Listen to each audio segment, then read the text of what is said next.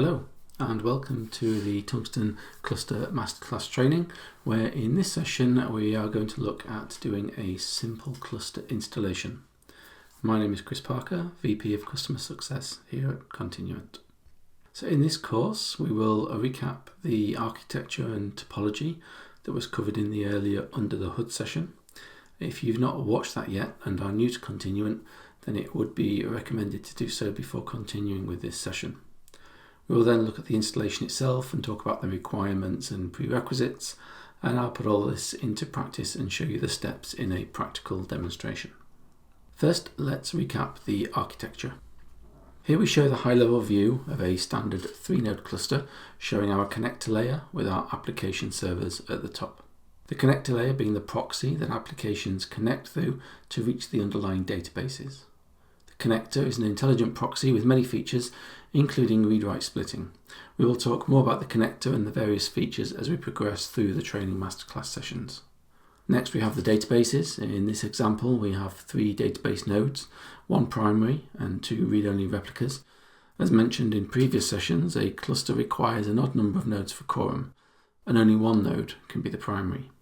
Located on the same hosts as the database nodes, we have the manager process and the replicator process.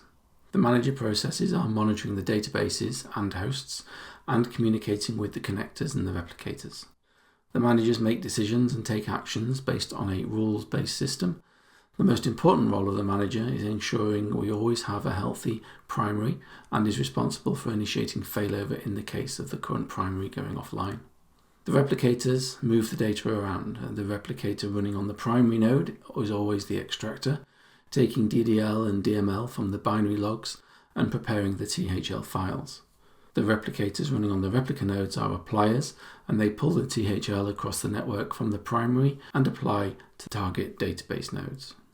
So when you're ready to install the software, what do you need? Well, before installing Tungsten, there are a few decisions you will need to make regarding the environment that you plan to install on. Where will the connectors be installed? Well, the connectors are an important component of the installation, and getting their placement right at the start is key. Typically, for a development and testing environment and to save on hardware, you can easily install the connector on the same database nodes as the rest of the software. However, for a production environment or an environment in which you want to replicate production 100% for load testing, for example, then you should install the connectors outside of the cluster.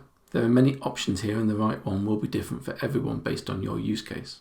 The simplest and most typical would be to host the connectors on dedicated VMs, and you would need at least 2 per cluster so that should one fail, you still have another available maintaining connectivity. Depending on the number of connections and applications you have connected to the cluster, then you may choose to have more than 2 so that you can balance connections across them. Whilst there is no upper limit to the number of connectors you could have, we would suggest no more than 10 to 15 per cluster. Another perfectly viable option will be to install the connectors on your local application servers. However, if you have hundreds of application servers, then this may not be practical, in which case the previous suggestion may be more suitable. MySQL version should be determined by your application needs. However, do bear in mind that the latest bleeding edge release of MySQL may not yet be certified with every version of Tungsten. Version 8 of Tungsten supports all releases up to and including MySQL 8.4, and version 7 of Tungsten supports up to and including MySQL version 8.0. These may change as time goes on, therefore you should always cross-check the versions supported in our documentation pages at the link shown. Monitoring and backup is essential. We have a number of built-in scripts and tools for gathering metrics that can be reflected in tools such as Zabbix, Grafana, Prometheus, and creating your own scripts to capture metrics can easily be achieved. It is critical that key OS metrics such as disk space, network availability and host availability are monitored and alerted at all times. Version 7 onwards of Tungsten also includes a fully documented public REST API, which can be used for feeding monitoring systems as well. Although you have a cluster and multiple instances of the databases, backup should always be taken and a proper backup and recovery schedule followed and frequently tested. We cover both of these topics in dedicated sessions later in this training series. An active witness is an option if you do not want or need to have 3 database nodes. As mentioned, 3 nodes are required to maintain quorum. Therefore, you could choose to have 2 database nodes and an active witness node to satisfy quorum requirements. The active witness can be a much smaller VM that will just run the manager process on its own. So let's look at the prerequisites. There are a number of prerequisites required for installing Tungsten, and it is always recommended to review the full details on our documentation pages, as this will always have the most up-to-date information regarding supported versions of external tools such as Ruby and Java. Some key ones that are essential are listed here. So for the host, you would ideally have a dedicated operating system user for the installation and running of the software. The etc hosts file should be maintained and have references to all of the hosts, and all of the hosts should be able to reach each other. Sudoers and SSH should be updated. Depending upon your company policies, this may not be necessary or may not be allowed, and we have recommendations in our documentation for various situations to cover that. Ruby and Java, as I mentioned, are required, and I do recommend you check the documentation for the latest supported versions. The network, you ideally need to make sure all the relevant ports are open on your network to allow the Tungsten components to talk to each other. The full list of these port requirements are also listed in our documentation within the prerequisites section. For MySQL, there is very little that needs changing.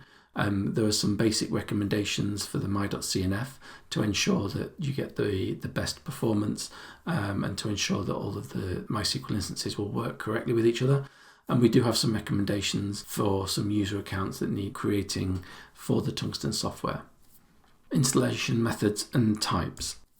So the Tungsten software is provided as both an RPM or a tar package. You can choose whichever suits your needs best. In the demonstrations that I give throughout the training, I will be using the tar package. As mentioned before, the connectors are highly configurable and can run in many different modes. We have a dedicated session that covers all of these options, but for the purpose of demonstrations, I will stick to the default mode, which is the simplest and quickest, and that is bridge mode. Tungsten clustering supports full SSL between all components, and from v7 this is enabled by default. Using security is an advanced topic with many options available to configuring, from simply allowing Tungsten to do it all for you to the more advanced use of your own certificates and key stores. This will be covered in more detail in dedicated sessions. So I'll now demonstrate two installations. First, I will be showing you how to install a standalone cluster consisting of 3 full database nodes. Security will be disabled, and this is just purely for speed and simplicity at this stage. As I said, we'll cover security in further advanced sessions. The second demonstration will cover the same cluster installation, but instead of a full 3-node cluster, I will demonstrate 2 nodes with an active witness. In my lab environment, I'm running EC2 instances in AWS. They're running Rocky version 9, MySQL version 8.0, and I'll be installing Tungsten version 8.0. Okay, let's start to install the cluster.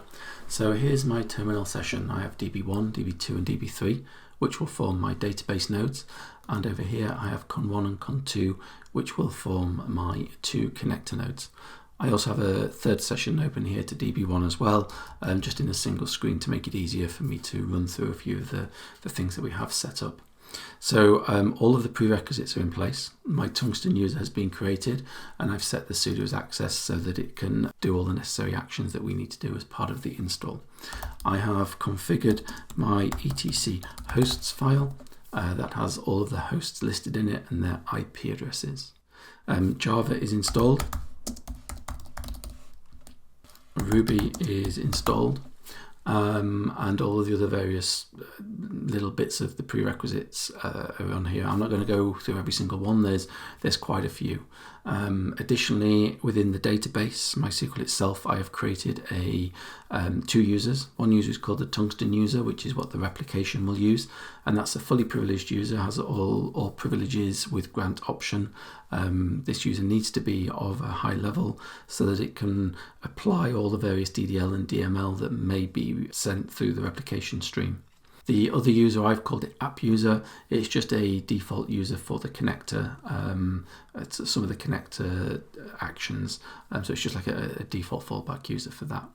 In terms of the database itself, There are a few prerequisite optional changes that we've made. So InnoDB flush log, open files, server IDs, sync bin log. These are just small changes. They're not essential. They're just recommended changes. Essential ones are the server ID. Every MySQL instance in your cluster needs a unique server ID. Row format for bin logging is highly recommended. We will work with mixed and statement as well, but there's always risks with statement and mixed that things might not replicate exactly as you expected if you're using functions, for example. And then the port number. Typically your default port for MySQL would be 3306. We suggest moving it off the default port. It can be any port number you wish, but we just suggest moving it off the default port so that it doesn't clash with any applications that might accidentally try to reach out to MySQL on a default port. And we don't want applications connecting directly to the database because that could cause problems if they start trying to change data. So we just move it off the default port to avoid any incidents. And when I show you the config next for Tungsten, it will make more sense. So that's the MySQL settings. The operating system is all set up. So let's look at the actual Tungsten configuration itself. So on every host, we will have a file called tungsten ini, which lives in the etc tungsten directory. This file needs to exist on every host that you want to install. So in my case, on all 5 hosts. And it needs to be identical. It's a cluster. All nodes can take on various roles, so you want every node to be configured and running exactly the same. For the purpose of this particular setup we're doing, it's a very simple, straightforward setup. So this is a simple configuration. We have the default section, and in here we specify the operating system user, the installation location, our environment variable script. We're disabling security. As I mentioned, for this demo, we want to keep it simple. So I will show you security in a more advanced training session. Install equals true. We'll register the software that we install with the system CTL support, so the software will automatically restart on reboot. The replication port. So this is the port that MySQL is running on. And then the user and the password, that privileged user that I mentioned that we created.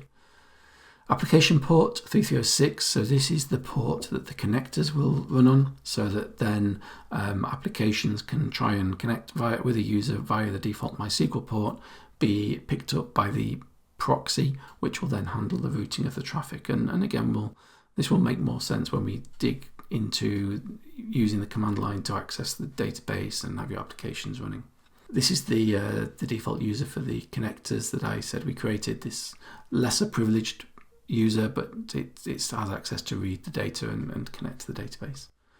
These settings, I'm not going into detail with. These are for the API. It's enabled. This is the username and password for authentication, but we don't really cover the API in this particular session, but we will cover that in a later session. We then have the definition for the cluster itself. So I've called my cluster alpha. This is just an alphanumeric tag. For your cluster, it can be anything you wish. Some customers choose to name the data source after the region they're installing in, if they're in a cloud environment, or a name after the function if this particular database is serving a specific business function. So it's free text alphanumeric. Then we have topology, which is clustered. We define the host names for the connectors, the host name for the master, and then all 3 database nodes for the members. In this case, we're saying DB1 is the master. That's only for post-installation. So the very, very first time we install it and start the software, this will be the initial primary host. Obviously, that host can change.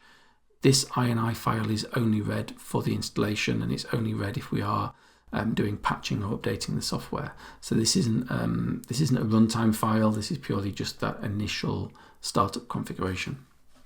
As I said, that file is on every host, and it needs to be in sync and the same. Next, we have the software itself that we will have downloaded from the Continuant download portal, and I have placed that into the opt Continuant software directory, and it's just a simple tar file. So what I'm going to do now is I'm just going to connect to all 3 hosts on my terminal session here. Opt Continuant software, if I can type that correctly, and I'm just going to extract this file into its own directory, and I will repeat the same steps on the connector as well. Okay, so what we are now in a position is that we can start the installation. So we have a tool called TPM, which is the Tungsten Package Manager, and that allows us to install the software, update the software. There's lots of other functions for TPM as well throughout the software that you'll see me use it quite a lot in a lot of the other demonstrations I do. And it's just a Ruby / Perl package that just makes things a little bit easier for administering clusters and doing various client activity. So the first thing I'm going to do is I'm just going to change into that directory that we created when we expanded the package, and I'm going to run a command called tools tpm validate. And what this will do is just check to make sure that everything is in place on the operating system, the prerequisites are as we expect, and we are able to do an install. So it's not actually doing the install, it's kind of like a dry run. This has come back with no errors, and there is a mention there about SSL certificates. We have disabled security, but we do still create a certificate for storing the credentials for the API users, hence that information there. And then it says a warning after install, ensure certificates are in sync across all Tungsten nodes. Again, not something we need to worry about because we've disabled security, so we'll cover the reason for that warning and what that means when we look at security details. So this validation has come back and said we're good to go, so I'm now going to change that validate to an install. Whilst that's running in the background, I'm also going to do exactly the same on the connector hosts. So tools tpm validate, and make sure that it's happy with that host, and it is. So then we'll do the install on here as well. So as you notice, we're using the same package for all of the installations, but because of that configuration file and the host names that we specified, on this host it will only see its host name listed as a connector, therefore it will only install the connector software, so the replicator and the manager software won't be installed on these hosts.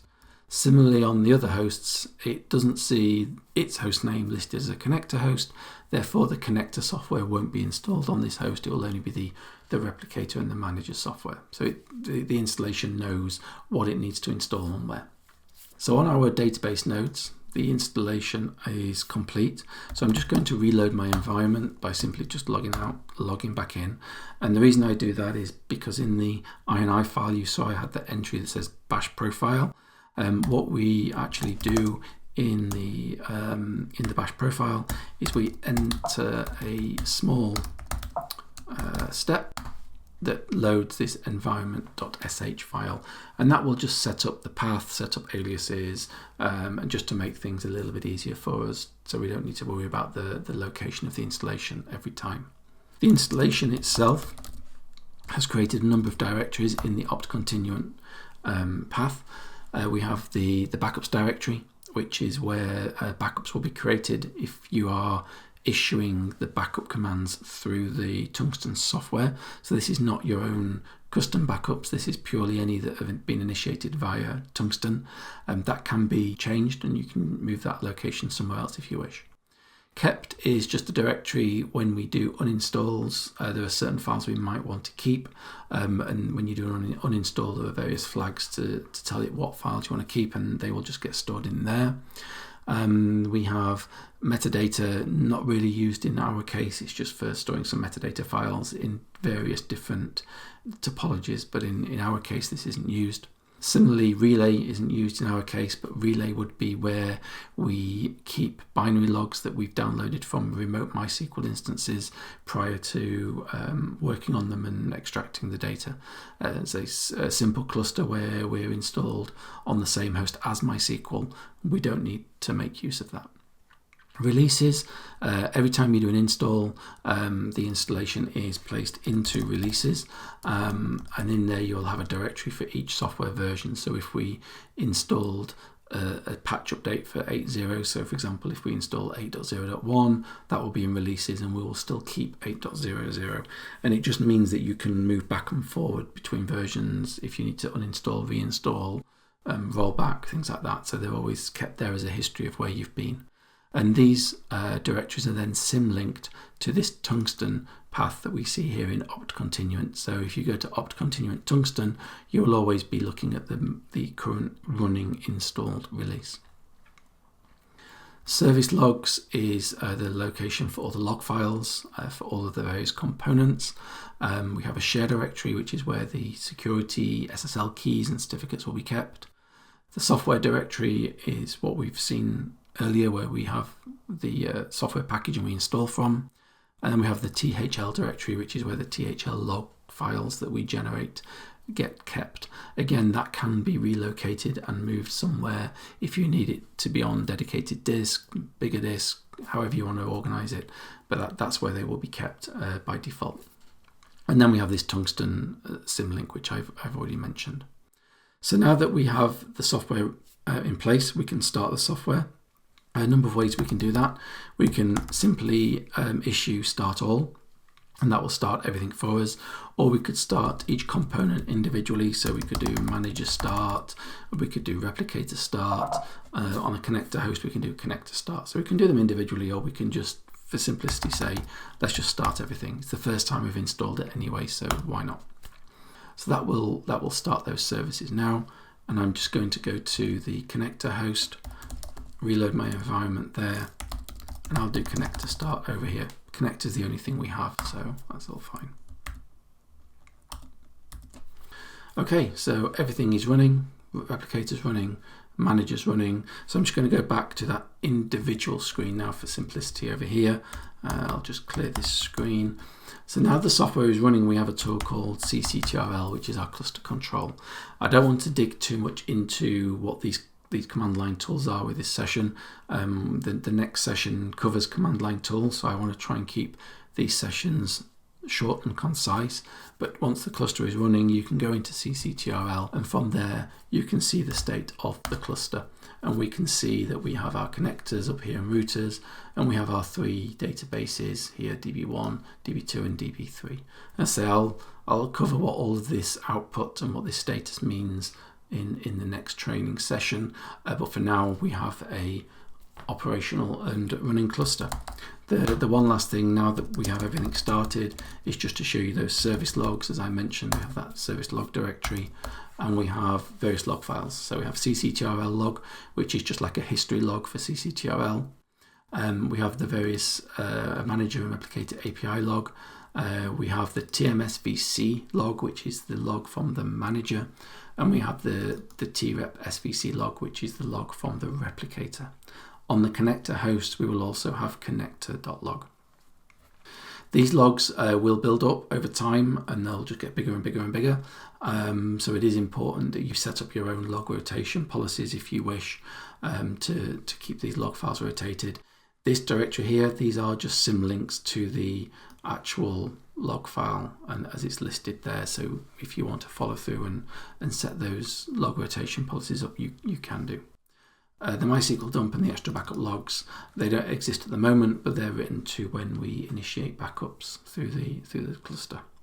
So that's a very quick, very straightforward 3-node cluster setup. What I'm now going to do is do the same thing again, but I'm going to do the installation with active witness host. So I'm going to pause my screen recording and pause my voice. I'm going to do a very quick cleanup, and I will be right back in seconds.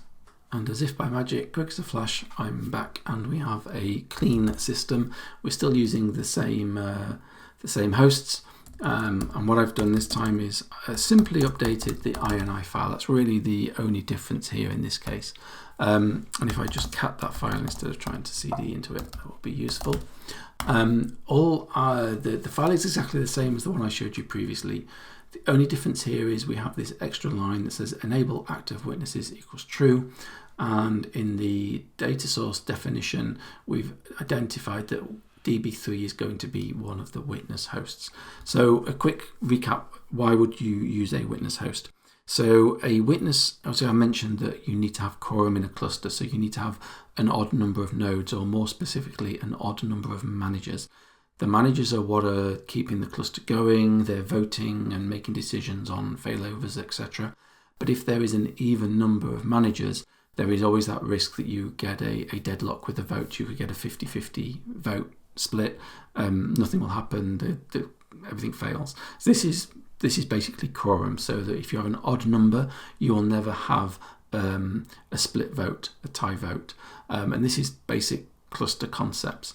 So the way that we would do that typically is you need at least 3 nodes in your cluster, but obviously that requires 3 full database nodes, and the cost of the hardware, if you're running a database that's in terabytes in size, that's a lot of extra disk space, a lot of extra hardware resources that you would potentially need. But your application or your use case may be such that you don't actually need that third database. Your system is perfectly fine and will operate with only 2 nodes. So what we have is the concept of an active witness, which means you can still have quorum, because we will still have 3 managers, but the manager that we tag in my case as DB3, which is the active witness, can just be a much smaller virtual machine with virtually no disk space on it, just enough to run Tungsten and the operating system. And all we do on that host is we install the manager process only. No MySQL needed, none of that, none of the overheads of MySQL required. It's just a manager that is sitting there and participating in this group communication with the other 2 managers and able to satisfy the quorum. So this is the configuration and what it looks like. So if I go to my 3 nodes, DB1, DB2, DB3, DB3 here is going to be my active witness. So I'm just going to do the tools tpm install here and let that run. We also need, for the connectors, they also need to know that it's an active witness, because if they think there's a database there, it may try and send client connections to it. So that same configuration again will go on my connector hosts, and we'll run the install over there as well. As we can see, the installation on DB3 is much smaller, a lot less information, because there's nothing really on it apart from the manager. So like before that install is finished, I'm now going to do start all again, and we'll see this time that DB1 and 2 is starting the replicator, starting the manager. DB3 has only started the manager. We'll just let that finish, and whilst that's finishing, let's go and start the connectors over here, and then let's go back to our single screen over here. So everything is the same, the concepts are the same, the prerequisites are all the same. Obviously the prerequisites for the active witness host, you don't need MySQL, but everything else still needs to be there. The Java, the Ruby, and all of those components need to be there. If I now look into ccTRL, we get a slightly different view of the cluster, that we have a primary node, we have a replica node DB2, and this time we have DB3, which is just a witness node. And all we can see here is the manager state is online, and we have a smaller footprint for your entire topology, but you still have the high availability feature, because if DB1 was to fail, DB2 will be promoted, because we have that quorum of managers that are able to make those failover voting decisions. And that's it. That's 2 simple standard cluster installations. As I say, there's a lot of command line options here, which we'll cover in the next sessions, a lot of other tweaks that you can make and tuning. And as I say, we'll cover all of that in the command line tools session, which is next. And then some of the backup and recovery and the monitoring will come after that. So you can then start to tune and tweak your cluster to suit your needs. So now I will just switch back to my slide deck. Okay. So in summary, what have we learned today? Firstly, we reviewed the cluster architecture and the topology. We looked through the prerequisites and the requirements and where in the documentation for making sure your hosts are ready. We then looked at the installation of two separate installs for a 3-node cluster, one with an active witness and one as 3 full nodes. So I hope you found the demonstration useful, and if you do have any further questions, then please do reach out to us. But otherwise, for now, thank you for listening, and I will speak to you all on another session very soon. Thank you and goodbye.